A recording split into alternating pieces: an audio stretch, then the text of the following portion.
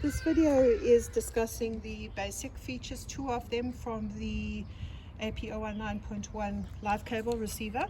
It's already switched on and it's currently in root mode, the mode that we see here. When you switch it on and when you are in an application where you want to detect live cables, this is the setting you're going to use the most. You use it in a 90-degree angle to the ground, and normally you walk and you sweep like that in order to trace a cable.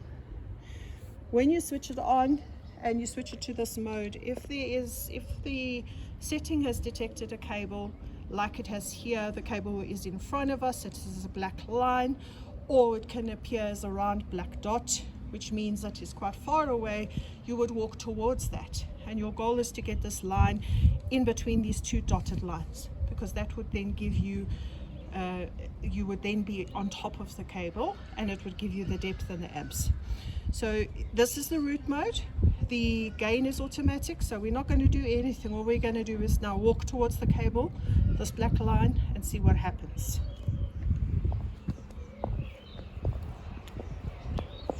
When you're about half screen like this, you can swivel, and immediately it shows you the depth and the amps of the cable below, and if there are multiple cables it will give you different depths. It will jump between different depths and different amps.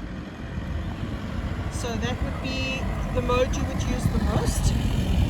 If you have a distortion of electromagnetic signal, it will actually give you a pop-up and say, do you want to switch to graph mode?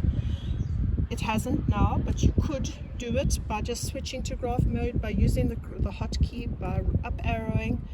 And the goal there is pretty much the same. You want to get the cable in the dotted lines and you want to get the graph as high as possible but not overloaded, and you also want to get the number as high as possible. So we know we're on top of the cable now, so we would, just to make sure, we would move to the right and watch the number in the middle if it gets higher or lower. It's now got lower, so yeah, it goes up to 72, 73, and now if we move to the left, the signal will drop down again. And the graphic will show us when we're on top of the line, the black will fill the screen in a heeled shape, and when we are off of the cable it will drop down into a valley.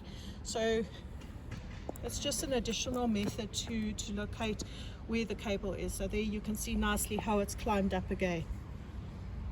In this next video we will show how to use the relative distance graph mode.